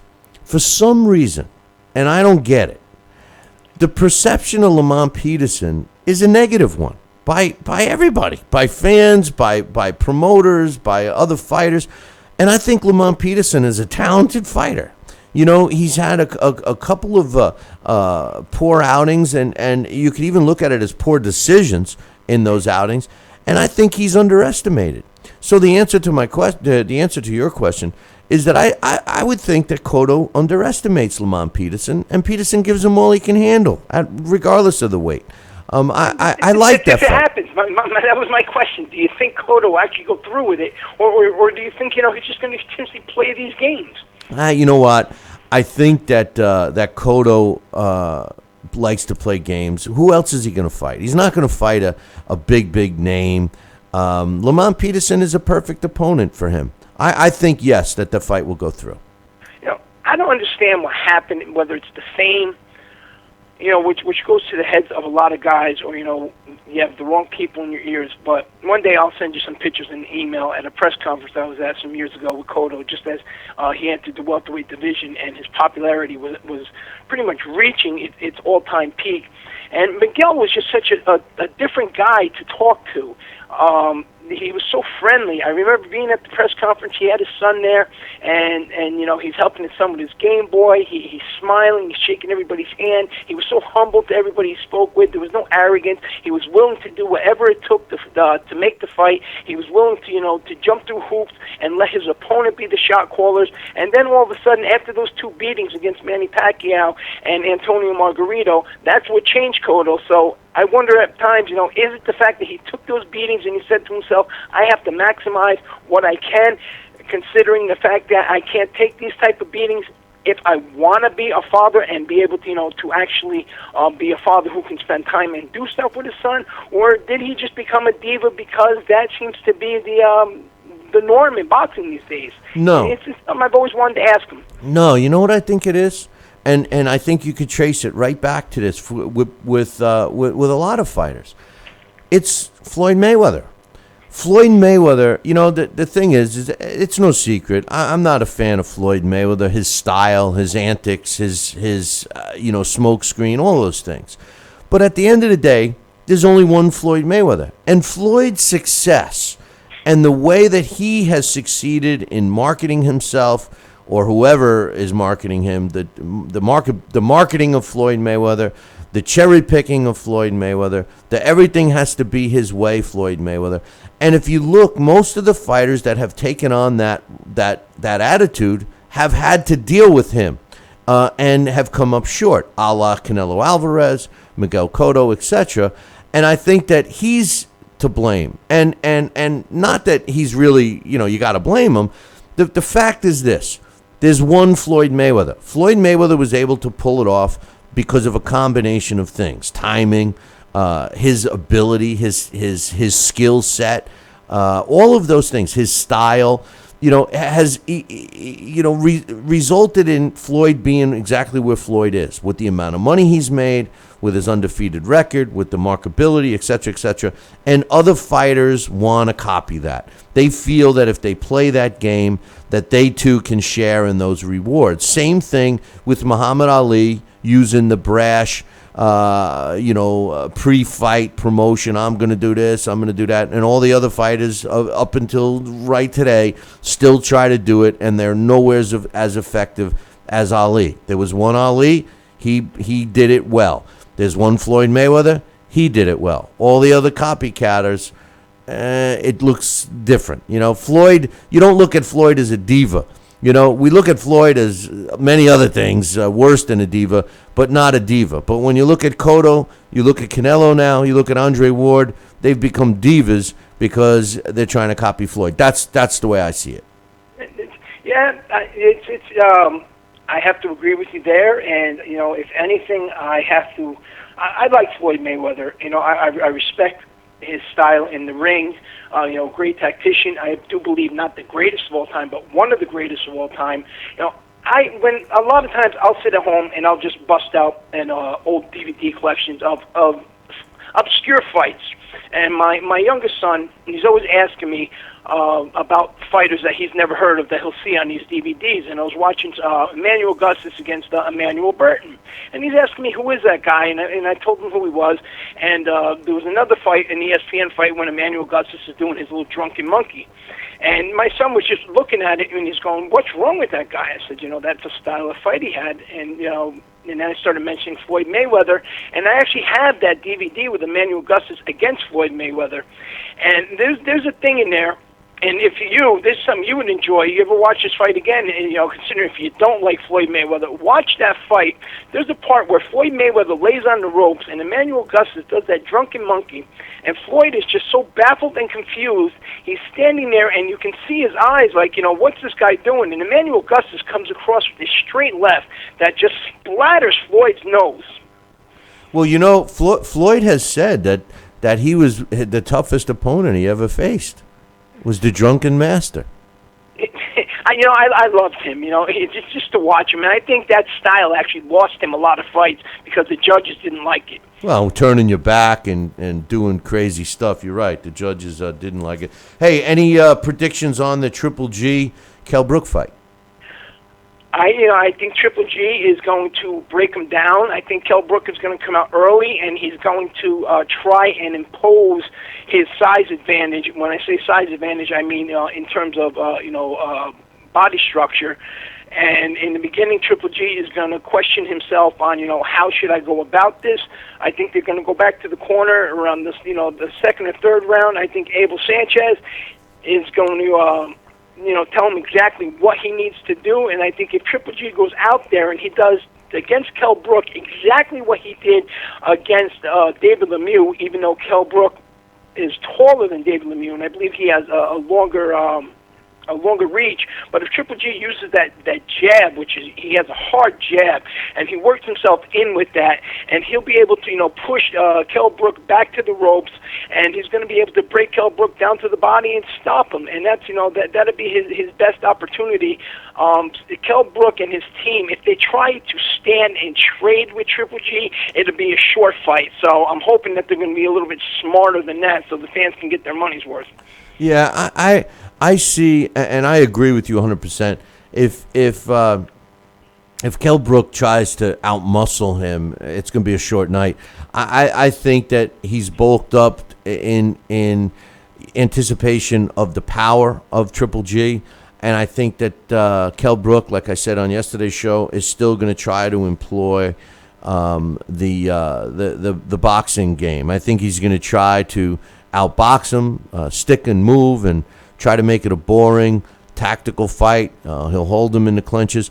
The thing is that Triple G knows all of this, and I think that Triple G will come out and do what I've given him the credit for. I think he's the best ring cut general. that ring off slowly. Yeah, he's the best ring general in boxing, and that added bulk, Bill. To be honest, that added bulk, if Kell Brook is moving around that much, the added bulk on top of the shots that Triple G lands, and more than likely he's going to target that body, if anything, just to test and see how solid that body really is.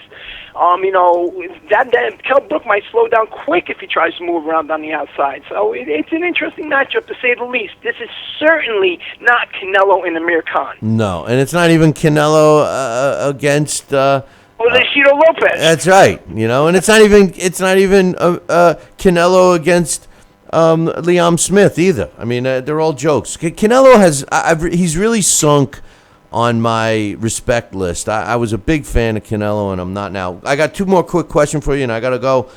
Daniel Jacobs against Sergio Mora. The rematch is Friday night. Who do you like in that one? Common sense would say Daniel Jacobs, but Sergio Mora, as I've learned over the years, if Sergio is on his game, he's no easy out. He's better than he's given credit for. He hasn't had the most illustrious career, but, he does have a great chin, and he's a smart ring general, so this is a 50-50 fight, and I might actually lean a little bit towards Sergio Mora, because I think Sergio Mora pretty much has Daniel Jacobs figured out. Daniel Jacobs, he's a decent boxer. He's a hard puncher, but you know something? He's not overly spectacular. Sergio Mora is a lot smarter, and we're going to see that this weekend. I agree with you. I think Daniel Jacobs is extremely overrated. The only real, the Mora fight, I don't like Sergio Mora. But, he's a hell of a nice. I knew you were going to say that. Yeah, I don't like him. He's a hell of a nice guy. I've sat and talked to him a few times. I know. He's nothing like he comes off on TV. Yeah, I'm not a big fan of his, but I will tell you this, with the exception of Sergio Mora, Daniel Jacobs, the only other top fighter he fought, he lost to, and I'm not counting what's his name, Peter Quillen, because there's something fishy about that fight. There was something extremely fishy about that fight, so I put an asterisk next to it and I leave it alone. So we'll see. I think this is a big question mark. But the other fighter, Peter Quillen already was, he was a decent fighter. He was never a top-level fighter. Look at his middleweight reign. I always compared it a lot to Jermaine Taylor, where he fought smaller guys and guys without big power, and he came out there and he was just shell-shocked. Yeah, but I think the Andy Lee fight was the big clue right there that he was, he was pretty much done. But the big thing about Jermaine Taylor was Jermaine Taylor's road to the title was exciting. I mean, he was a really good fighter until he won the title. Then when he won the title, he was never the same, it seemed. I don't know. But my other question is another fight that's on the undercard of the Gonzalez-Cujas fight. It really has the makings to be a Fight of the Year candidate, depending upon which Jesus Soto Carras shows up, because there's always two versions of him. The one that is real hard to beat and the one that's real easy to beat. And depending upon which one shows up, he's had plenty of time to heal up and everything else. He's had some time off to rejuvenate himself, and he steps in with Yoshiro Kamagagi, who's another tough fighter. This could be a Fight of the Year. Do you have any thoughts on this one and who's going to win? Well, this is a rematch, I believe, isn't it? Yeah, it's the rematch. But this is a rematch. I have to agree with you. That's all I can say. It definitely is going to be an exciting fight. I don't think there's ever been a Jesus Soto Carras or a Kamagai fight that hasn't been exciting. So but I will really have to go with Soto Carras on this, considering the fact that Kamagagi he lost not too long ago to an Alfonso Gomez. And he lost by a pretty wide decision. So Jesus Soto Carras, if he's on his game and he comes in seriously, he should win this comfortably. Yeah, it all depends which one shows up. and he's a tough fighter to figure out. He's obviously not a finesse fighter, but if he's on his game, man, he's a guy you don't want to mess with. So a lot of good fights this week, brother. And Kamagaya, he's never beaten anybody of note. Matter of fact, anytime he's ever stepped up, he's lost. He's more or less the guy that he's the stay busy guy. Wait a minute, he had a big win. Who did he beat? That he upset. It was a huge win for him.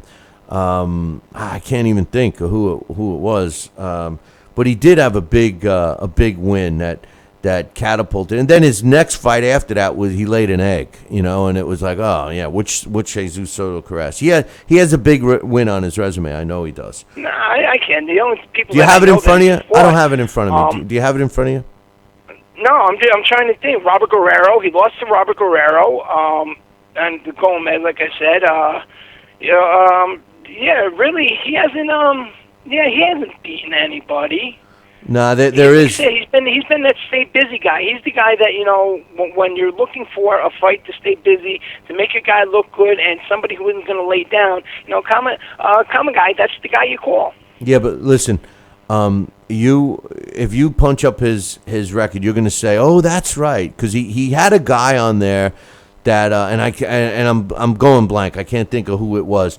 But he upset a big name fighter. He's got a big win on which catapulted him, because up to that point he was teetering back and forth. Is he a contender? Is he not? And then he comes through with a big win, and then he's been in these upper end fights ever since. Same guy, same 50-50 performance. Sometimes good, sometimes bad. But he does have a big win. I just can't think of who it was, but I have to look at it and we'll discuss it on Friday. Sounds good, my man. I'll talk to you soon. All right, everybody, enjoy your day.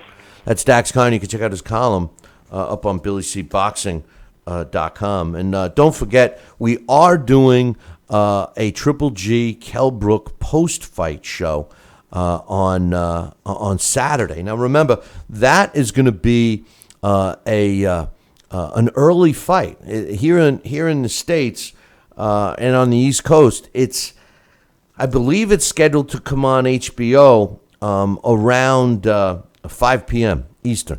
So as soon as the fight is on, watch it live, and then tune it in right here on BillyCBoxing.com or live on our YouTube page, which is youtube.com/talkinboxing, TALKINBOXING, or check us out on Fight TV and their app, Fight, FITE.TV. And our very own LDL TV will be simulcasting our post-fight as well. So check that out. Our trivia question is a tough one. And I'm going to give it to you again. So if you're the first one to email me the correct answer. Now, if you know this answer, always email me. Don't assume somebody got it right. Even if you're listening to this show at your leisure, if it's an on-demand or if you're watching a replay of it, or even if it's a couple of days gone by and you start listening. If you know the answer, email me, Billy@TalkinBoxing, TalkinBoxing.com, because you never know. Some of these questions are tough, and they hang around for a long time. This question is this. What former world champion in his very first professional fight defeated a man that he would later beat for the championship?